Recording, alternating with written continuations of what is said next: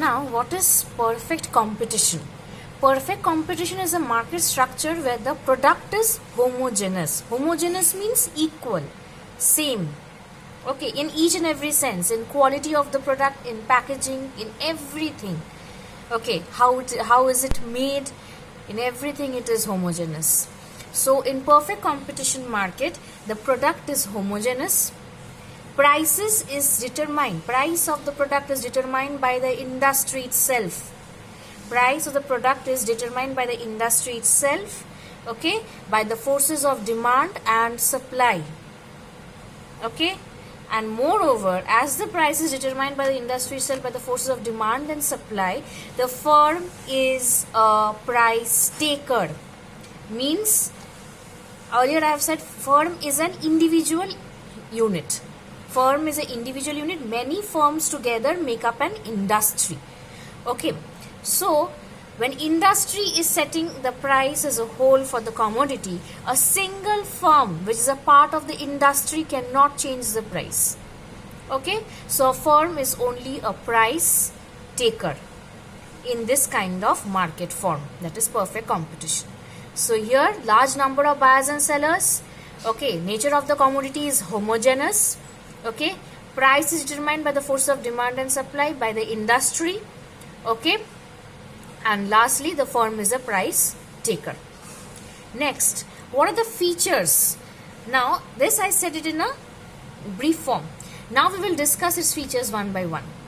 The first one was large number of buyers and sellers. The first criteria, large number of buyers and sellers. So when there are large number of buyers and sellers in the market, like in the perfect competition market, okay, even if one seller raises the price of the commodity, say suppose the price of the commodity fixed by the industry is rupees 15.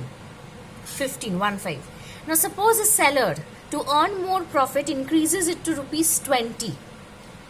So as there are large numbers of buyers and sellers, we the buyers can shift to any other seller who is selling it at rupees 15. We will not buy from the person who is selling it at rupees 20. Okay. Similarly, if a buyer bargains that no, we will not give rupees 15, we will give rupees 10 for the product. Okay, the seller can sell it to someone else who is agreeing to give rupees 15, because there are large number of buyers also. So as the seller cannot increase the price or decrease the price, he or she, the seller may lose the customers. Similarly, the buyer also can't influence the price. Okay, so there is only one price in the market, and thus the firm or the seller is a price taker. Okay, so this is the first criteria of buyers and sellers. Okay, the next is the homogeneous product. I earlier only said it, that homogeneous product means equal in everything, like in packaging, in quality, in the production technique, everything it is homogeneous. Okay, because a slight difference, whether it is in packaging, in quality, in taste, in anything, a slight difference will increase or decrease the price of the commodity. So if this market structure wants to maintain the price, it will have to bring this homogeneous criteria. Okay, so this is the criteria of homogeneous commodity, because if there is any change in color, in shape, in size, in packaging, in production, then what will happen? The buyers will shift to the better product. So the buyers can shift to any better product. Okay, but if the product is homogeneous, the buyers will buy the product and they will not pay any extra price for the product. Whatever the price is fixed by the market, they will pay only that. Moreover, the sellers also cannot charge a higher price. They have to sell that commodity, because the commodities are equal. There is no difference. So they have to also sell in that price only. Okay. The next is the perfect knowledge about the market. Both the buyers and sellers have got the perfect knowledge about the market. Buyers know what price is prevailing in the market. Similarly, the sellers also cannot charge a lower price or higher price than the price prevailing in the market. Okay, as I've earlier said that even the production technique is same, so the cost of production of the commodity is also same.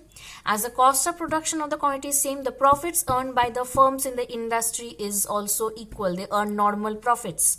Okay, so even if a seller charges a higher price, the buyer will not pay that price because he or she knows what the price is prevailing in the market.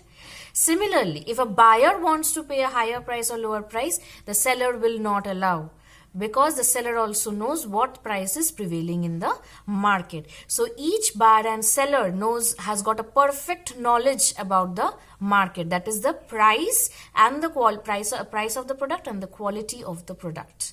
Okay, now the next is free entry and exit of the firms. Now the next important point is free entry and exit of the firms. In case when there is free entry and exit of the firms means, in an industry, in the long run, any firm can enter the industry, means enter the production of the commodity or leave the production of the commodity. Okay, this means that these firms are earning only normal profits. Why?